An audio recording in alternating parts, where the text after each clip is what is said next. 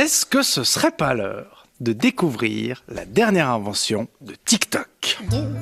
Enfin, sur TikTok, on dit pas invention, c'est ringard, hein, on dit challenge. Puis on fout un hashtag et il n'y a plus qu'à scroller jusqu'à ce que l'humanité nous éblouisse.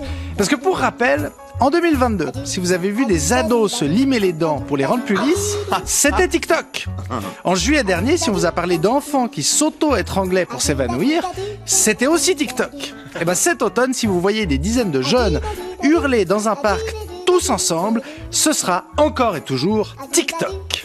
Oui, grâce à TikTok, on a droit au Scream Club, en français des clubs de cris, soit des groupes de gens qui se rassemblent dans des parcs et qui crient pour évacuer la pression du quotidien, parce que ce serait thérapeutique. Alors attention, hein, c'est vraiment un rendez-vous de gens qui crient.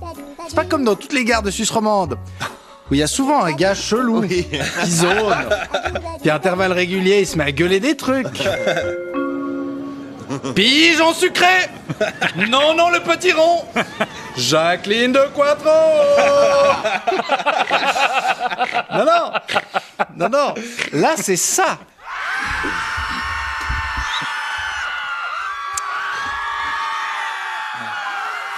Et donc, ça saute pas aux oreilles, mais c'est pour améliorer sa santé mentale. Oui, voilà, qu'est-ce que vous voulez que je vous dise? Je sais pas, super Internet! Merci. Cela dit, n'oublions pas que TikTok nous a permis de vivre des moments magiques cette semaine, notamment des lives, depuis la prison de Nicolas Sarkozy. Oh Sarkozy!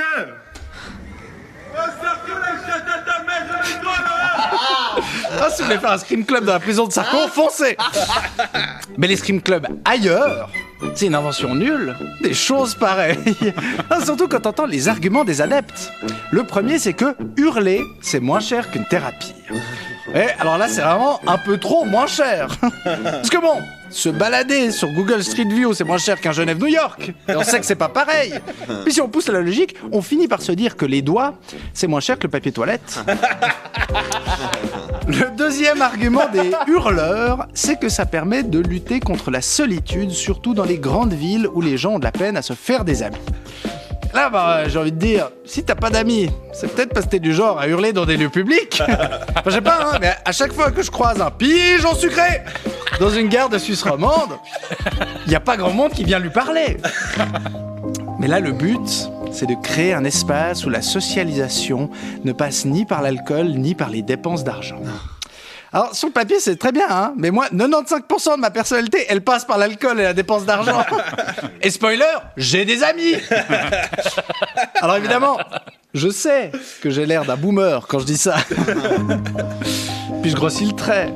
Parce que dans les Scream Club, il y a aussi un moment d'échange avant de crier où les participants expliquent ce qui les frustre. Mais de là à dire que c'est le signe que, je cite, les jeunes sont plus à l'aise pour parler d'émotions que leurs aînés, faut pas déconner non plus, quoi. Le problème des Gen Z, c'est qu'on les a un peu trop connectés à leurs émotions. Du coup, ils croient que tout ce qu'ils font, c'est forcément thérapeutique et que tout le reste, c'est forcément des trucs de bourrins insensibles. Alors qu'on a tous envie d'hurler dans des parcs. Vous avez vu l'état du monde, hein, sauf qu'on se retient parce que c'est complètement con. Mais vous croyez que c'est pourquoi qu'on a inventé le concept de s'énerver devant du foot?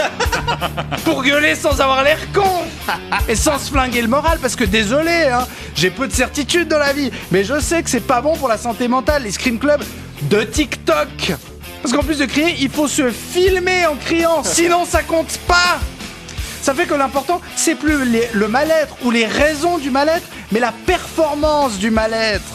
Ça peut pas faire du bien parce qu'il se passe quoi quand ta solitude, elle fait moins de likes que celle des autres?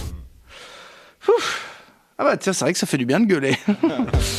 Bon bah écoutez, il nous reste qu'à essayer de prendre vraiment soin de notre santé mentale, parce qu'apparemment on est arrivé à ce stade dans l'histoire de l'humanité où on va si mal qu'on est prêt à faire des trucs de taré pour pas le devenir complètement. Quelle indignité. Je suis pas venue ici pour souffrir, ok?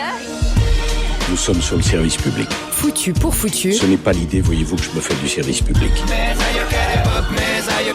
C'est une honte. Benjamin Descosters.